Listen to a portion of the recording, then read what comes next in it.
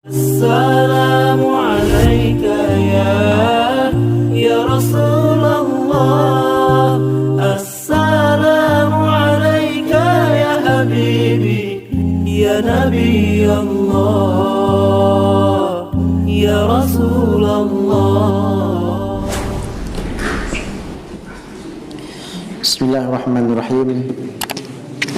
Assalamualaikum warahmatullahi wabarakatuh. Waalaikumsalam warahmatullahi wabarakatuh. Innal hamdalillah nahmaduhu wa nasta'inuhu wa nastaghfiruh wa na'udzu billahi min shururi anfusina wa min sayyiati a'malina. May yahdihillahu fala mudilla lahu wa may yudlilhu fala hadiyalah. Asyhadu an la ilaha illallah wahdahu la syarika lah wa asyhadu anna Muhammadan abduhu wa rasuluhu la nabiyya wa rasula ba'dah wa la haula wa la quwwata illa billah, amma ba'd. Para jemaah sekalian yang semoga sama-sama dimuliakan oleh Allah Subhanahu wa taala. Alhamdulillah, kita senantiasa bersyukur kepada Allah Subhanahu wa taala atas segala nikmat karunia yang dilimpah curahkan kepada kita. Nikmat karunia berupa kesehatan, waktu dan kesempatan, diberikannya kita materi, harta, yang dengan itu semua kemudian kita menuju kepada ketaatan kepada Allah Subhanahu wa ta'ala sebagai bentuk syukur kita, sehingga Allah Subhanahu wa ta'ala berkenan menambahkan nikmat-nikmatnya kepada kita sebagaimana yang telah dijanjikan oleh Allah Subhanahu wa taala, la in syakartum la azidannakum. Jika kalian bersyukur atas nikmatku, maka sungguh pasti aku akan menambahkan nikmatku itu kepadamu. Bertambah nikmat Allah itu bukan hanya bertambah jumlahnya, bertambah banyaknya nikmat, akan tetapi bisa jadi nikmat itu tidak bertambah jumlahnya secara materi, secara fisik, akan tetapi bertambahnya keberkahan dari nikmat yang Allah berikan kepada kita. Dikasihnya kita harta, kita syukuri, kita gunakan di dalam ketaatan kepada Allah, tambah berkah harta itu. Dikasih waktu, berkah waktu kita, usia kita berkah, maka itu adalah yang utama yang kita harapkan dari Allah Subhanahu wa ta'ala. Yang namanya keberkahan, makna daripada barokah itu adalah ziyadatul khair, bertambahnya kebaikan. Itu makna daripada keberkahan. Bertambahnya kebaikan itu bagaimana? Bertambahnya kebaikan, al-khair itu, hakikat daripada al-khair itu adalah ketakwaan, keimanan, ketaatan kepada Allah Subhanahu wa ta'ala. Jadi tanda harta itu barokah kita tandai bahwa kalau harta itu membawa kita, membuat kita makin tambah iman kita kepada Allah. Kita punya umur, kita dikasih waktu oleh Allah Subhanahu wa ta'ala. Berkahnya umur kita, berkahnya waktu kita, kalau dengan waktu itu tambah ketaatan kita kepada Allah. Banyak waktu yang kita gunakan dalam rangka ketaatan, ketakwaan, nambah iman kepada Allah, itu tanda waktu kita, umur kita berkah. Ya. Dikasih fasilitas, kita punya kendaraan, punya mobil, punya motor. Motor, mobil itu membuat kita makin dekat dengan Allah, makin mudah dalam rangka ketaatan kepada Allah, maka mobil, motor, kendaraan itu berkah. Dikasih kita HP, HP itu jadi berkah kalau HP itu misalnya dengan HP itu lalu kemudian tambah ketaatan kita kepada Allah. Sebaliknya tanda bahwa itu semua tidak berkah kalau dengan itu semua justru membuat kita lalai dari Allah, bahkan maksiat kepada Allah Subhanahu wa taala. Dengan fasilitas itu tanda tidak berkah. Tanda kita tidak mampu mensyukuri. Kenapa kata Allah Subhanahu wa taala, wala in kafartum inna adzabi lasyadid. Kalau kamu kufur maka sungguh azabku sangatlah pedih. Itu janji siapa? Janji Allah. Innallaha la yukhliful mi'ad. Allah enggak pernah ingkar sama janjinya. Allah janji siapa yang tidak mau syukur, dia kufur akan nikmat Allah, pasti akan diazab oleh Allah Subhanahu wa ta'ala. Karena memang azab Allah, hukuman dari Allah, bencana yang bermacam-macam bentuknya datang kepada kita. Bisa itu datang berupa kesulitan hidup, kemiskinan, musibah, penyakit. Nah, ini wabah penyakit yang melanda kita ini harus kita sadari bahwa ini semua bisa jadi datang sebab diundang oleh kita semua. Diundang oleh apa? Oleh maksiat, dosa yang kita buat. Sudah kita pakai nikmat Allah, dengan nikmat Allah itu kita maksiat, maka kita mengundang musibah, mengundang azab. Jadi kalau mau ngeluh sama wabah ini, sama wabah ini kok nggak selesai-selesai, yang pertama koreksi adalah kita, dosa kita. Kan Allah sendiri yang katakan zaharal fasadu fil barri wal bahri bima kasabat aydin nas liyudhiqahum ba'dalladzi amilu la'allahum yarji'un. Kata Allah Subhanahu wa taala. Sudah nampak kerusakan di darat dan di laut itu disebabkan oleh ulah tangan manusia. Maksudnya dosa yang dibuat oleh manusia. Terjadi kerusakan, terjadi musibah, itu yang ngundang manusia sendiri. Dengan apa? Dengan dosa-dosa maksiat yang dia buat. Di atas muka bumi ciptaan Allah, di bawah kolong langit ciptaan Allah, dengan pakai pakaian rezekinya dari Allah, dengan kekuatan dari makanan yang datangnya dari Allah Subhanahu wa taala, dia maksiat dengan itu, maka ngundang musibah, ngundang bencana dari Allah Subhanahu wa taala. Liyudhiqahum ba'dalladzi amilu, agar kemudian mereka itu merasakan bahwa apa yang mereka perbuat itu mendatangkan bencana. Biar mereka merasakan akibat daripada dosa-dosa yang mereka perbuat. Tapi Allah ada maksud, ada tujuan, la'allahum yarji'un, agar mereka kembali, agar mereka itu pulang, ingat kembali. Kalau Allah ngasih ujian tuh ibarat kita sudah jalan salah, jalannya salah langkah, dipanggil sama Allah. Orang itu macam-macam dipanggilnya. Mungkin selama ini sudah dipanggil dengan cara yang lembut, dipanggil dengan panggilan yang halus, masih belum juga mau nengok, dipanggil dengan panggilan, bahkan panggilan kasih sayang, ya ayyuhalladzina amanu taqullah. Khotib itu mengucapkan itu di mimbar setiap Jumat kita dengar. Itu jangan dimana itu ucapan khotib, itu kan firman Allah. Allah manggil kita, ya ayyuhalladzina amanu taqullah, takutlah kepada Allah, takutlah kepada Allah, takutlah kepada Allah. Panggilan yang lembut. Belum juga kita kemudian penuhi panggilan Allah. Mungkin Allah tegur dengan cara yang lain, dengan cara yang agak keras sedikit.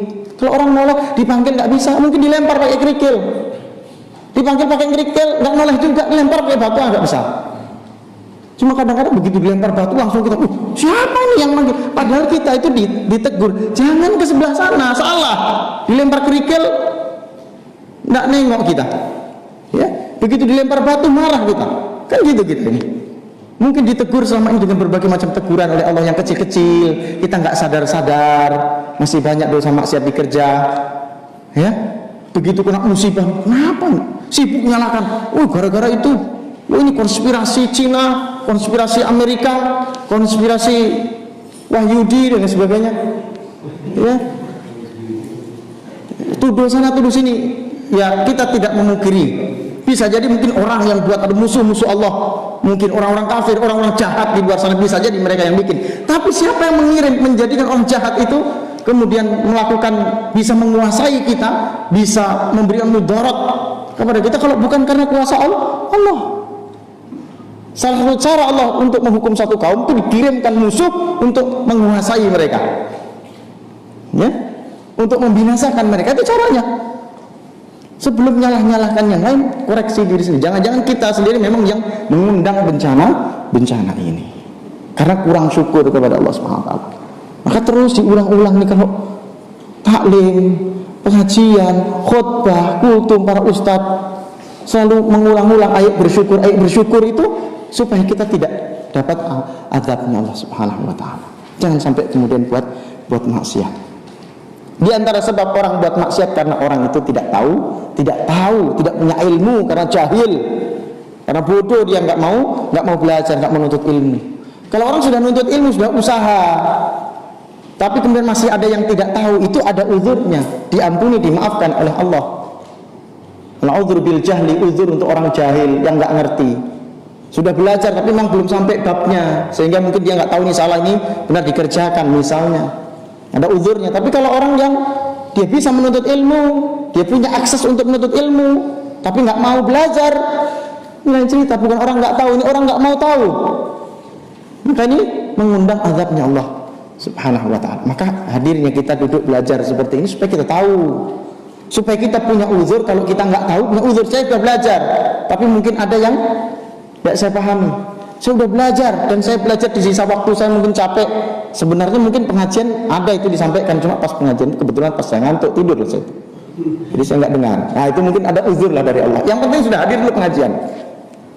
Ya, kalau antum nggak tahu karena malas di rumah, sebenarnya bisa, cuma malas di rumah tidur gitu di rumah kan, tidurnya di rumah nggak dapat uzur.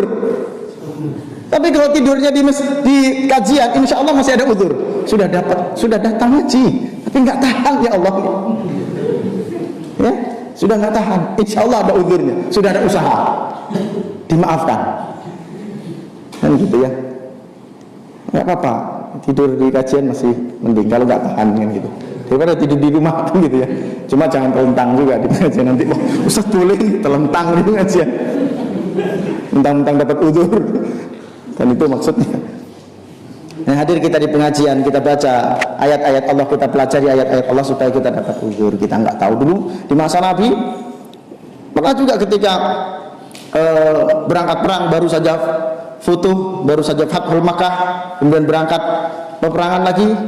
Ada sebagian kaum muslimin yang baru masuk Islam itu minta kepada Rasul, ya Rasulullah, buatkanlah kami zatu amwat. Dulu rupanya mereka itu punya, kalau mau perang itu punya pohon khusus untuk gantungkan senjata. Nah kalau digantungkan pedang mereka di situ bertuah, sakti senjata mereka itu menurut keyakinan jahiliyah pada waktu itu.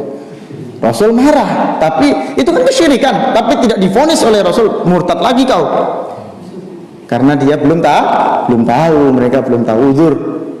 Ada uzur, ya, ilmunya belum nyampe. Sudah nuntut ilmu tapi ilmunya belum nyampe misalnya.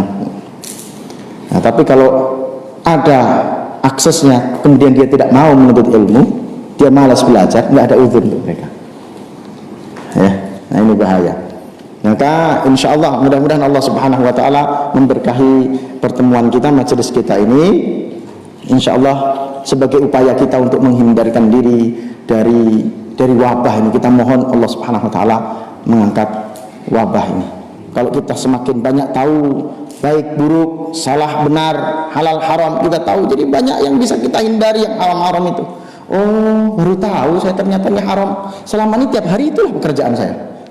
Baru sekarang saya tahu itu haram. Ya, tahu jadinya kalau nuntut ilmu. Kalau nggak nuntut ilmu nggak tahu. Itu terus dikerja, itu terus yang ternyata mendatangkan pahala bencana dari Allah Subhanahu Wa Taala. Ya. Baca Quran, pelajari ayat-ayat Quran, kita jadi tahu. Maka ini kita dalam kajian kita ini melanjutkan kajian yang sebelumnya, yakni tadabbur surah Al-Mutaffifin. Kemarin kita sudah pelajari, kita tahu bahayanya orang-orang yang curang, para penipu, para mutaffif. Maka penipuan-penipuan yang terjadi di tengah-tengah masyarakat, kalau marak penipuan-penipuan ini, rasa-rasanya apa yang kita bahas itu banyak terjadi di tengah-tengah kita. Bisa jadi itu yang mendatangkan wabah itu tadi, merata. Bukan cuma di kampung kita, bukan cuma di kota kita, rupanya di negeri kita, bahkan seluruh dunia yang namanya curang-curang seperti itu menjadi sesuatu yang lumrah. Apalagi di Indonesia, sampai ada puisi, ada seorang penyair bikin puisi judulnya nyindir Indonesia, judulnya Negeri 1000 Amplop. Urusan apapun pakai amplop, ya. Urusan apapun pakai amplop, yang susah jadi gampang. Yang harusnya gampang dibikin susah dulu. Kalau ada amplop baru jadi gampang lagi. Gitu ya. Curang-curang ini para mutaffif ini yang begitu itu. Ya. Masya Allah. Nah, ini bisa jadi ini yang mengundang bala bencana. Mengundang bala bencana. Yang tadinya halal itu bisa jadi haram, lalu kemudian gara-gara seperti itu ada apa namanya?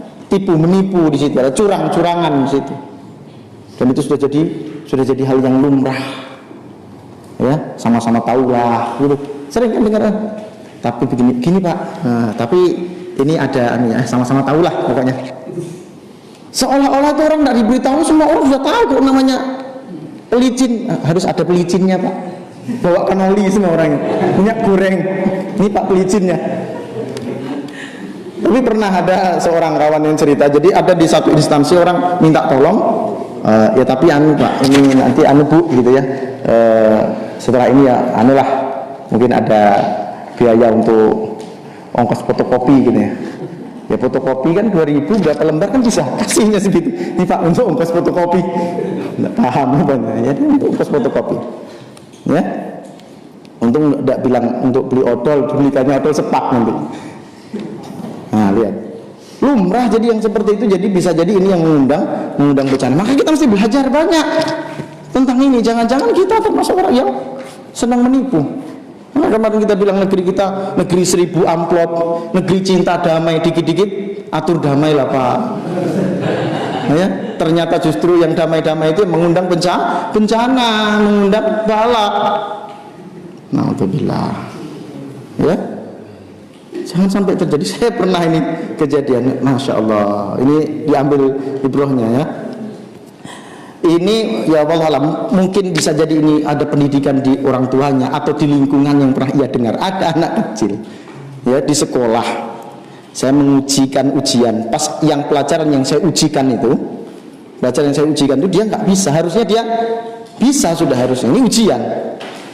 Aduh nak, kamu kok nggak bisa? Kamu kalau nggak bisa ini nak, kamu nggak lulus loh nak, katanya. Jawabannya apa? Gampang, kan tinggal disogok, katanya. Gurunya mau disogoknya. Ya, karena dia tinggal disogok. Dengar dari mana anak kecil?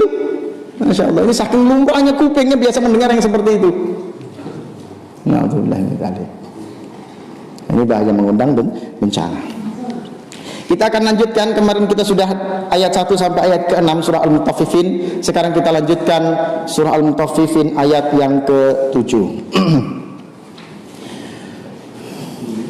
Sebelumnya dijelaskan bagaimana perilaku orang-orang yang berbuat curang itu. Kemudian kata Allah Subhanahu wa taala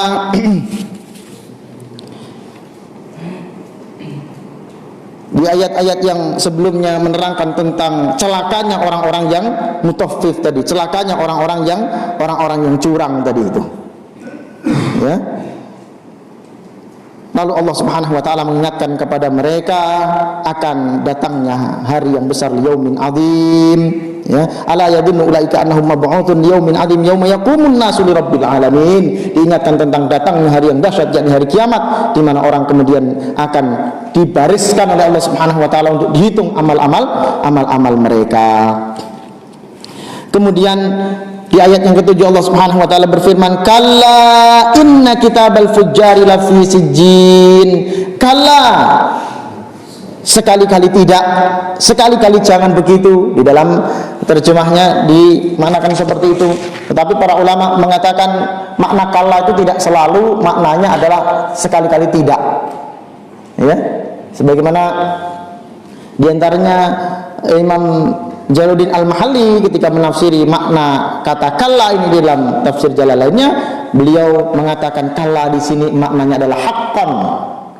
Ya, sungguh benar maknanya. Ya, sungguh benar. Inna kitabal fujjari lafi sijjin. Sesungguhnya catatan orang-orang yang durhaka al-fujjari lafi sijjin, benar-benar tersimpan di dalam sijjin. Buku catatan orang-orang yang durhaka, fujar. Kata fujar ini seakar dengan kata fajar. Fajaro artinya merobek. Ya, kalau fajar maka dia apa yang dirobek? Merobek kegelapan malam. Baru akhir malam itu diawali dengan fajar. Muncul cahaya yang menerangi ufuk timur, merobek kegelapan malam. Nah, fajir itu orang yang merobek. Merobek apa? Merobek ketentuan-ketentuan Allah. Ya. Dia melakukan kemaksiatan. Nah, fujar itu adalah sifat mubalaghah dari kata fajir, isim fa'il, fajir. Kalau fajir itu maknanya orang yang berbuat dosa, berbuat maksiat, berbuat kriminal. Nah, sighat mubalaghah itu bermakna banyak, sangat, atau lebih. Maka kalau fajir itu orang yang berbuat jahat, kalau fujar itu orang yang banyak berbuat jahat, benar-benar sangat jahat. Banyak perbuatan-perbuatan jahatnya, banyak perbuatan-perbuatan maksiatnya, maka disebut fujar. Ya. Jadi sighat mubalaghah itu bermakna, bisa jadi bermakna banyak, bisa bermakna sangat. Ya. Contoh kafir itu bisa jadi kufar, samanya orang kafir. Talib bisa jadi tulab, ya. Ya, para pelajar, ya. Tapi bisa juga bermakna sangat. Misalnya membangun itu apa bahasa Arabnya? Bana, iya benar. Orang yang membangun fa'ilnya apa? Banin. Orang yang membangun banin. Kalau ahli di dalam membangun, tukang bangunan itu disebut bana, ya? Banaun, ahli bangunan.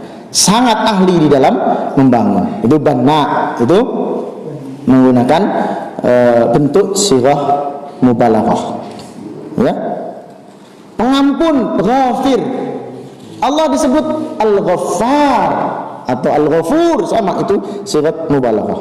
Ghaffar, maha pengampun. Nah, fujar orang-orang yang banyak melakukan perbuatan yang sangat jahat. Kejahatannya banyak dan sangat. Nah, ya. Itu. Maka kata Allah Subhanahu wa taala, "Inna kitabal fujjari lafi sijjin."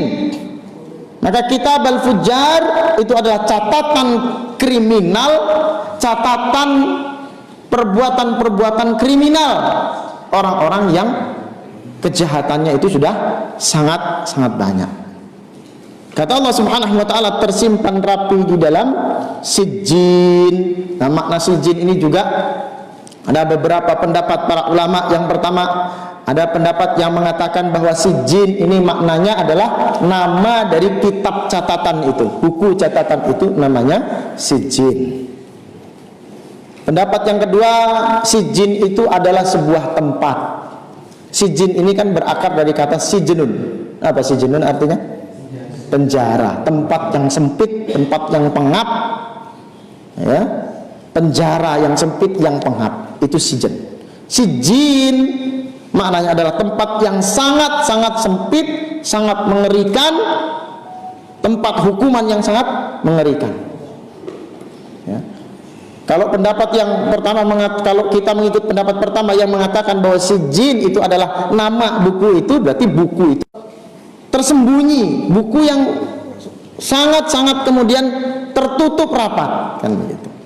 Kalau makna yang kedua bahwa itu tempat, maka maknanya adalah bahwa buku kitab catatan para pendurhaka tadi itu disimpan di dalam tempat yang mengerikan, di dalam sebuah penjara. Ya, di dalam sebuah penjara yang sempit dan mengerikan. Kemudian ayat berikutnya Allah Subhanahu wa taala berfirman, "Wa ma adraka ma sijjin." Dan tahukah kamu apa itu sijjin? Ini sebagai sebuah penegasan agar kita ingat, peringatan bahwa catatan amal keburukan itu disimpan bukan di tempat yang mulia, tapi di tempat yang buruk lagi hina, yakni sijjin. Kemudian diterangkan lagi berikutnya, kitabum marqum. Kitabum marqum. Kalau mengikut pendapat yang pertama tentang sijjin tadi, ini kitabum marqum, kata ayat kitabum marqum ini menjelaskan kata sijjin. Sijjin itu adalah kitabum marqum. Tapi kalau mengikut pendapat yang kedua, sijjin itu adalah tempat, maka kitabum marqum ini tidak menjelaskan kata sijjin, tapi menjelaskan kitab. Kitab al-fujjar tadi itu. Ya. Kitab al-fujjar tadi itu adalah kitabum marqum. Kitab yang tertulis, kitab yang tercatat. Ini juga banyak makna daripada kata marqum. Kitabum marqum, buku yang tercatat. Marqum itu isim apa? Marqum isim apa? Maf'ul. Ya. seakar dengan rokmun. Apa rokmun artinya? Nomor, angka, ya kan? Berarti buku yang diangkai, buku yang ditandai, buku yang memiliki angka-angka sehingga mudah untuk mencarinya, mencari catatan-catatan di dalamnya. Ya. Makna yang lain di dalam tafsir Jalalain dikatakan bahwa yang dimaksud dengan marqum adalah makhtum. Makhtum maknanya adalah sesuatu yang tercatat dengan sangat rapi dan catatannya itu kuat. Makhtum artinya disegel. Ya. Makhtum artinya disegel. Catatannya itu ditulis dan disegel. Sehingga tidak bisa dirubah. Sudah dicatat, tidak bisa dirubah, disimpan di tempat yang sempit, nggak bisa dihack kalau bahasa kita sekarang. Nah, hebat-hebatnya orang pakai teknologi, ya, simpan data, masih bisa dirubah, oh dihack. Mahasiswa sekolah nilainya ditaruh di online, bisa dihack tuh, tadinya nggak lulus jadi lulus bisa, ya, disimpan karena dia bisa dihack. Tidak markum, tidak makhtum, ya, tidak terjaga dengan baik, bisa dirubah itu angka-angkanya itu. Tapi kalau catatan di sisi Allah, sudah catatannya tidak pernah salah, karena yang mencatat adalah malaikatnya Allah Subhanahu wa taala, tidak pernah salah, catatannya sangat jeli, mereka tidak pernah alpa, tidak pernah absen, mereka mencatat amal-amal manusia, tidak pernah keliru, dan kemudian disimpan dengan catatan yang bagus, di-save dengan sangat safety, disimpan dengan sangat aman, tidak bisa dibobol, ya. Tidak bisa dibobol, nggak bisa. Ini tadinya kejahatan dirubah ini jadi kebaikan, atau dihapus, kejahatannya dihapus, nggak bisa. Catatan itu, ya, kitabun marqum, bermakna kitabun makhtum, catatan yang disegel, bukunya tidak bisa, catatannya tidak bisa lagi dirubah. Ya, demikian rapinya Allah Subhanahu wa ta'ala di dalam menyimpan data-data perbuatan hamba-hambanya. Rapi sekali dicatat itu. Maka ini salah satu mungkin ibrah yang bisa kita ambil, kita belajar dari sini. Kalau kita mau menyimpan data, simpanlah dengan rapi, sehingga orang tidak bisa mengingkari. Nanti di hari kiamat itu nggak bisa dirubah, begitu dibuka nggak bisa mengingkari. Ini loh catatannya, ada catatannya semua. Kamu sudah pernah berbuat kejahatan ini, pelanggaran ini, semua ada dicatat. Tidak bisa mengelak, ada buktinya. Ya. Nah, ini ya. Kitabun marqum, catatan yang tercatat rapi, disegel, tidak ada makhluk yang bisa merubahnya. Wailu yauma idzil lil mukadzibin. Kecelakaan, ya, bagi orang-orang yang mendustakan. Wailun, celakalah yauma idzin, pada hari ini, lil mukadzibin, bagi orang-orang yang mendustakan. Bagi orang-orang yang mendustakan, kecelakaan hakiki.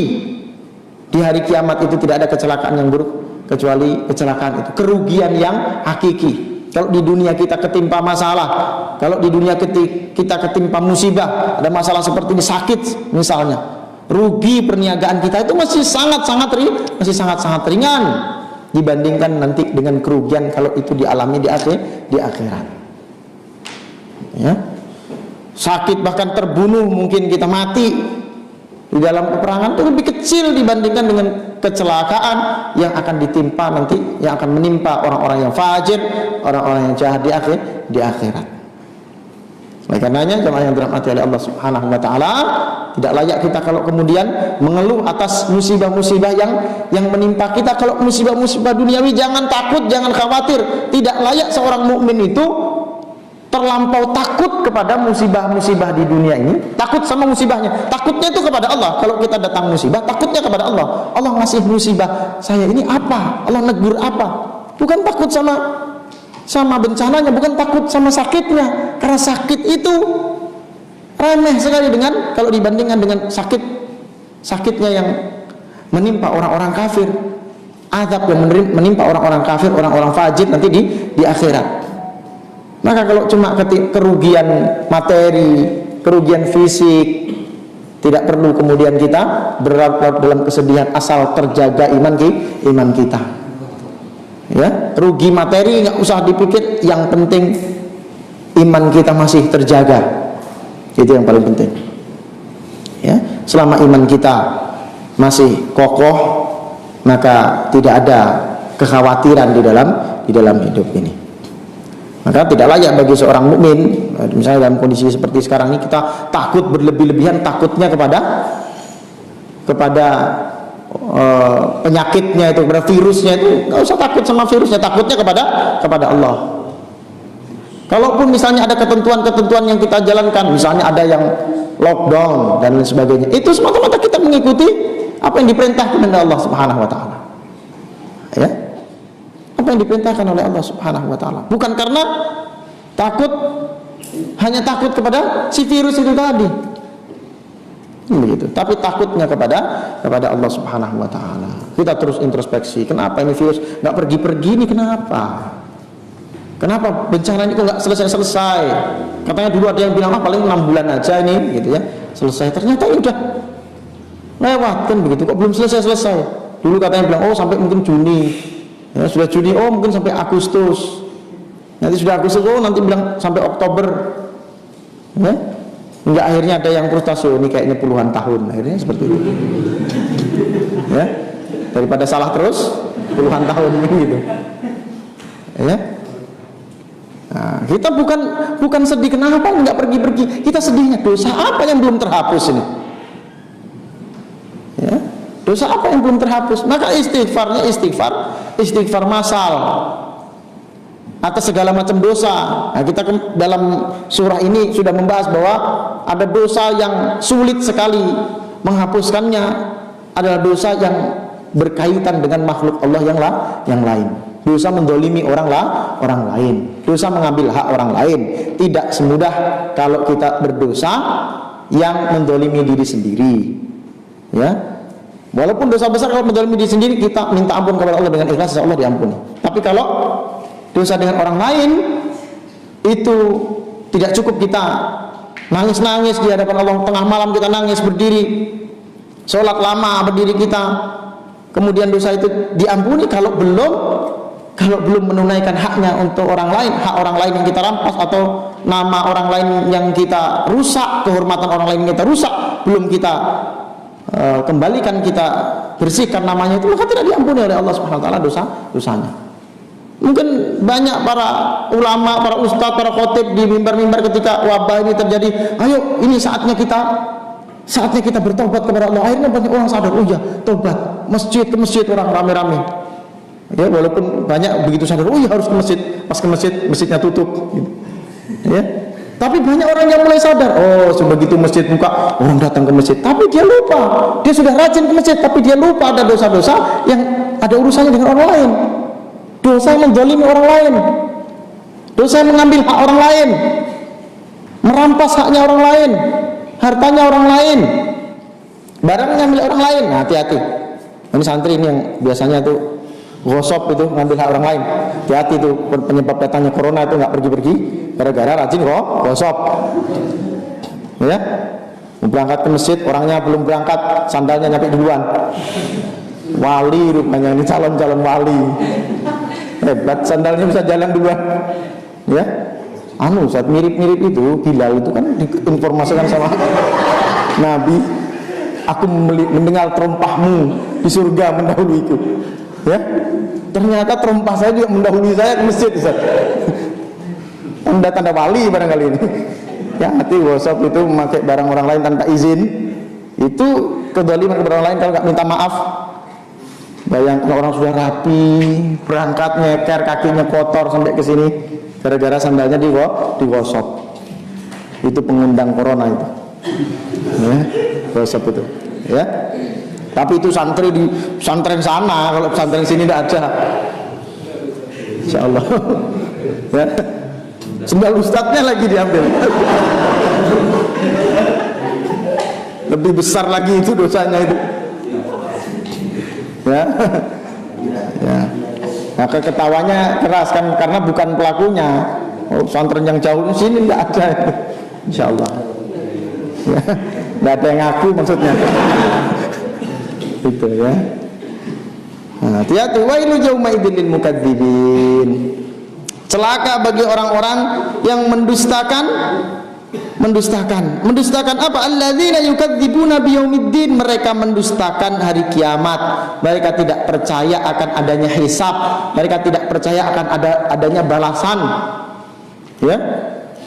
Orang-orang yang terlampau husnudzonnya keterlaluan husnudzon kepada Allah memang husnudzon, enggak boleh suudzon. Ya. Tapi kalau husnudzonnya berlebihan, ini orang-orang Murji'ah. Orang-orang Murji'ah itu, yang penting saya ngaku, yang penting saya masih iman. Maksiatnya kayak apa? Ya. Enggak akan disiksa. Allah itu kan Maha Pengampun. Allah itu Maha Penyayang. Begitu ya? Ya. Allah Maha Pengampun, Allah Maha Penyayang. Tapi ingat, Allah itu Maha Adil. Kalau orang buat salah ya dihukum. Ya. Jadi kalau ada ustadz, antum salah, antum dihukum, itu berarti ustadznya adil. Ya, santri ini buat santri. Jadi kalau dihukum sama ustadz, jangan marah sama ustadznya. Ustadznya berlaku adil. Allah itu Maha Adil. Orang salah diberi ganjaran, diberi hukuman. Orang beramal soleh diberi ganjaran juga, diberi nikmat. Nah, gitu. Nah, celaka bagi orang-orang yang tidak meyakini akan adanya balasan itu. Ya, tidak meyakini balasan itu. Wah, sekarang banyak orang yang mengaku bertuhan tapi tidak mengakui proses-proses atau ajaran-ajaran agama itu. Ya, maka ada istilah orang ateis. Kalau orang ateis itu nggak percaya adanya Tuhan, nggak percaya ada Allah. Ya, siapa yang menciptakan? Kalau ditanya siapa yang menciptakan, bapak dan ibu saya, gitu dia bilang.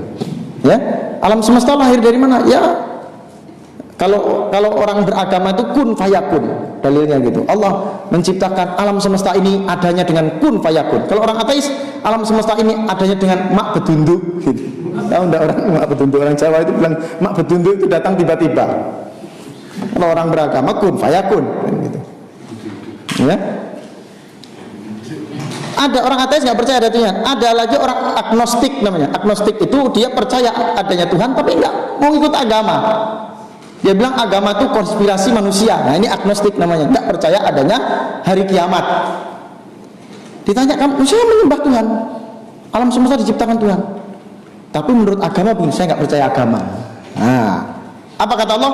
Wailu yauma idzil lil mukadzibin alladzina yukadzibuna biyaumiddin. Celaka mereka orang yang nggak percaya akan adanya hari pembalasan. Celaka mereka yang tidak percaya adanya hari kiamat. Wa ma yukadzibu bihi illa kullu mu'tadin atim. Dan tidaklah mendustakan hari kiamat itu illa kecuali kullu mu'tadin atim, kecuali dua golongan, dua macam manusia. Siapa? Mu'tadin atim, orang yang punya dua sifat ini. Kecuali mereka mu'tadin atim. Siapa mu'tadin? Orang yang melampaui batas. Atim, orang yang senang berbuat dosa, orang yang banyak berbuat dosa. Ya, melampaui batas, melanggar perintah Allah Subhanahu wa taala. Ya. Melampaui batas. Orang yang tidak percaya akan adanya hari pembalasan ini kan orang yang inginnya hidup terus, mungkin dia itu. Inginnya hidup selamanya, inginnya hidup mewah tanpa ada batasan, tanpa ada aturan, pengennya bebas melakukan apa yang ia mau, menuruti hawa nafsunya. Orang-orang yang hidupnya didominasi oleh hawa nafsu, segala yang enak-enak itu harus dikerjakan, nggak boleh ada yang menghalangi kesenangan dirinya. Nah, itu ya, kalau bahasa orang sekarang hedonis. Kaum hedonis, orang agamanya itu agama kesenangan. Pokoknya dia harus mewujudkan apa yang ia senangi. Nah, ini ya. Ini nggak percaya sama hari kiamat. Ya. Karena percaya hari kiamat kerugian bagi mereka. Membuat mereka tertahan untuk buat maksiat, untuk melampiaskan hawa nafsunya. Melampiaskan syahwatnya. Kenapa? Mau buat maksiat, nanti takut dihukum oleh Allah. Manusia nggak lihat, Allah lihat, nanti dihukum. Hidupnya didominasi oleh nafsu syahwat, ya, Dan ini cirinya. Ciri orang yang tidak percaya, ciri orang yang mendustakan hari kiamat, atau imannya kepada hari kiamat itu sangat rendah, sangat tipis, itu adalah orang yang gemar melampiaskan hawa nafsunya. Walaupun mungkin lisannya mengucapkan saya percaya hari kiamat, nanti akan tiba hari kiamat, tapi dia mengumbar hawa nafsunya, syahwatnya tanpa ada batasan. Ini tanda imannya kepada hari kiamat itu tipis. Sebaliknya tanda orang yang benar-benar yakin kepada hari kiamat, dia sangat takut sama yang namanya maksiat dosa, karena dia tahu semua tindak tanduknya. Faman ya'mal mithqala dzarratin khairan yarah wa may ya'mal mithqala dzarratin syarran yarah. Sekecil apapun pasti akan dipertimbangkan, akan dihitung oleh Allah, dan akan dibalas nanti di hari kiamat, di hari akhirat nanti. Ya, tanda orang yakin kepada hari kiamat bukan sekedar percaya alam semesta akan hancur, tapi dia menjadi orang yang takut berbuat maksiat karena takut balasan Allah di hari kiamat nanti. Nah, sedangkan sebaliknya orang yang mendustakan hari kiamat adalah orang yang hidupnya didominasi oleh syahwat, sehingga mereka tidak siap menghadapi pengadilannya Allah. Idza tutla alaihi ayatuna qala asatirul awwalin. Apabila dikatakan, dibacakan kepada mereka ayat-ayat kami, qala mereka berkata asatirul awwalin, ini adalah dongeng-dongeng orang-orang terdahulu. Kalau dibacakan ayat Allah, dijelaskan ini loh wajib, perintahnya ada dalam Al-Qur'an. Ini loh syariat Allah dalam Al-Quran, begini-begini aturan hidup tuh di sini nih, di Quran dijelaskan, ada ayatnya. Dia bilang, Quran itu kan 1400 tahun yang lalu, udah usang itu, udah ketinggalan zaman. Sekarang 2020 sudah nggak zaman lagi ngikutin Al-Quran yang sudah 1400 tahun yang lalu. Itu orang dahulu aja, nggak cocok dengan orang sekarang, nggak relevan lagi dilaksanakan di zaman modern ini. Itu agama usang. Atau ada yang mengatakan, oh itu agama gurun, nggak cocok di Indonesia, itu agama padang pasir, nggak cocok di Asia. Nah ini sama, ucapan-ucapan semacam itu sama, menganggap Al-Quran itu hanya dongeng-dongeng, tidak cocok diterapkan di negerinya, untuk hidupnya. Itu hanya untuk orang tertentu aja, itu nggak cocok. Kalau ada orang yang suka ngomong begitu, kita ngomong nyebut Al-Quran, orang kok fanatik betul sama agama gurun, agama padang pasir. Sama, ini Quran sudah ngomong itu. Mereka orang yang mendustakan hari kiamat, mendustakan hari kebangkitan adalah mereka yang kalau dibacakan ayat-ayat Quran kepada mereka, mereka mengatakan asatirul awalin, ini dongeng-dongeng orang dahulu saja, hanya dongeng, tidak ada nilai kebenarannya. Kalla bal rana ala qulubihim ma kanu yaksibun. Sekali-kali tidak, ya. Nah, kalau ini maknanya sekali-kali tidak. Kalau yang tadi maknanya haqqan, kallanya. Kalau ini kalla, sekali-kali tidak. Maksudnya apa? Quran ini bukan dongeng belaka. Quran ini bukan Quran yang tidak benar, bukan Qurannya yang dongeng.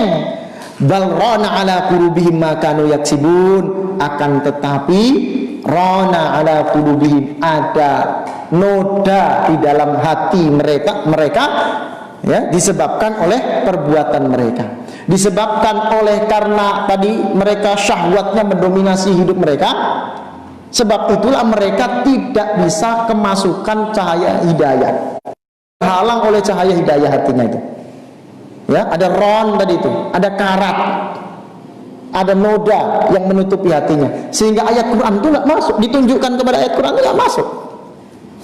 Jadi bukan Quran yang salah, tapi hatinya yang tertutup rapat. Ya, oleh karena apa? Perbuatan-perbuatan dosa yang dia kerjakan. Hidupnya didominasi oleh nafsu syahwat. Nabi SAW bersabda, Innal abda idza adznaba dzamban kanat nuqtatun sauda'u fi qalbi. Seorang hamba itu, kata Nabi SAW, kalau dia melakukan satu dosa, maka di hatinya akan ada satu titik. Fa in taba minha, apabila ia bertobat dari dosa itu, maka hatinya itu mengkilat kembali, bersih lagi. Wa in zadat, kalau dia nambah buat maksiatnya, bertambah juga titik di dalam hatinya itu, ada titik. Dosa semakin banyak dosa dia kerjakan, maksiat dia lakukan, dia tidak bertobat, maka semakin banyak pula titik hitam di dalam hatinya itu. Ya, maksiatnya itu kemudian membuat hatinya tertutup, sampai akhirnya kemudian hatinya tertutup, lama-lama mati. Kata Nabi sallallahu alaihi wasallam, "Fadzalika qaulullahi kalla bal rana ala qulubihim ma kanu yaksibun." Inilah yang dimaksud oleh Allah Subhanahu wa taala, rana ala qulubihim ma kanu yaksibun. Ya.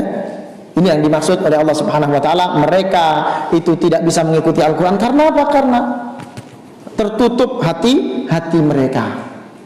Ya. Orang kalau sudah buat maksiat, orang buat maksiat itu kemudian menjadikan dia terhalang dari perbuatan-perbuatan baik.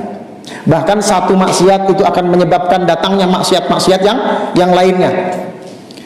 Ada seorang ulama yang merupakan ulama tabi'in, namanya Urwah bin Zubair. Urwah bin Zubair ini saudaranya Abdullah bin Zubair, anaknya Zubair bin Awam, cucunya Abu Bakar As-Siddiq. Ya. Beliau mengatakan bahwa suatu amalan itu memiliki saudara, baik amal kejahatan maupun amal kebaikan itu ada saudaranya. Ya. Yang kalau amal itu dikerjakan maka dia akan memanggil saudara-saudaranya. Kalau orang buat kejahatan, buat keburukan, buat maksiat, maka maksiat yang dikerjakan itu nanti akan memanggil sahabat saudara-saudaranya yang lain. Ya. Dosa mata, maka akan mengundang dosa yang lain yang lebih besar lagi, yang lebih besar lagi, yang lebih besar lagi, sampai akhirnya dosa yang terbesar sampai kepada dia, yakni kekufuran, kekafiran. Mengundang. Ya. Demikian sebaliknya, amal kebaikan juga punya saudara. Orang buat satu kebaikan, itu akan mengundang kebaikan-kebaikan yang lain, memudahkan kita melakukan kebaikan-kebaikan yang lain. Ya. Nah, kalau orang satu buat maksiat, diteruskan maksiatnya terus mengundang yang lain, membuat kita sulit untuk melakukan amal-amal kebaikan yang lain. Ya. Sulit melaksanakan ibadah, malas baca Quran. Kok sering saya sampaikan, orang malas baca Quran itu ada masalah berarti sama hatinya. Masih ada titik di dalam hatinya, kok nggak enak baca Quran. Kenapa? Padahal Allah mengatakan, ala bi dzikrillahi tatmainnul qulub. Orang zikir, yang ingat kepada Allah, baca Quran itu menenangkan hati. Ini kok baca Quran nggak tenang, hatinya malah gelisah. Ya, berarti ada masalah. Berarti ada kerak di hatinya, harus digosok. Ya, pakai apa gosoknya? Pakai ibadah, bukan pakai sikat. Ya, hatinya disikat bukan, tapi dengan ibadah kepada Allah Subhanahu wa taala. Malas baca Quran, baca terus. Ya, sampai hilang rasa malas itu. Sampai kita merasakan nikmatnya baca Quran itu. Ya. Paksa itu. Hati-hati. Nah, ya, itu mengundang azab Allah. Ya, azab yang paling buruk adalah ketika kita sulit melakukan sebuah kebaikan. Orang semakin baik keimanannya, semakin bersih hatinya, ketika ada noda sedikit tek gitu, itu lebih terasa. Dan biasanya Allah cepat negurnya. Justru ketika orang itu semakin baik ibadahnya, orang itu semakin soleh, Allah itu semakin cepat menegurnya. Ada satu kisah ketika seorang ulama, Sufyan Ats-Tsauri, itu beliau mengatakan bahwa pernah beliau itu tidak bisa sholat malam selama 5 bulan. Tidak bisa qiyamul lail, bangun sholat malam selama 5 bulan. Gara-garanya apa? Orang sedih sekali. Kita nggak qiyamul lail 5 tahun nggak sedih sekali. Ini ulama 5 bulan nggak sholat lain, sedih sekali. Dia deteksi ternyata ada satu dosa yang dia ingat. Dosanya apa? Dia masuk masjid, ada orang lagi sholat nangis, lagi nangis. Terus dia mengatakan, orang ini riya. Di hadapan umum dia nangis. Dia berprasangka buruk kepada orang ini, membuat kemudian setelah itu tidak bisa bangun malam selama 5 bulan. Ya, karena Allah mencintainya sehingga kemudian cepat menegurnya. Ya. Itu surada. Ya. Nah, kalau gitu kita lanjutkan insyaallah di pertemuan yang akan datang ya. Ini apa saya sudah saya kasih tanda, dia mau azan rupanya ya. Ya. Itu yang kita ingat, bahwa keburukan itu menutup peluang kita untuk berbuat kebaikan, karena amalan itu punya saudara, yang buruk juga ada saudaranya amalan buruk, yang baik juga ada saudaranya amalan baik. Undang amal kebaikan dengan banyak-banyak melakukan kebaikan. Insya Allah akan diberkahi kehidupan kita oleh Allah Subhanahu wa Ta'ala. Demikian, mudah-mudahan ada manfaatnya. Insya Allah akan kita lanjutkan pada pertemuan yang akan datang. Mohon maaf bila ada salah dan khilaf. Subhanakallahumma bihamdik, asyhadu an la ilaha illa anta, astaghfiruka wa atubu ilaik. Alhamdulillahirabbil alamin. Wassalamualaikum warahmatullahi wabarakatuh. Gabunglah bersama Gerakan Infak Peduli Dakwah. Hanya dengan mendonasikan dana Anda sebesar Rp50.000 setiap bulan, berarti Anda telah membantu syiar dakwah Islam hingga ke berbagai wilayah pedalaman Kalimantan Timur.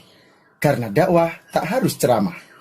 Kirim SMS atau WA Anda, ketik GIB Dakwah, kirim ke 0811 586 1331.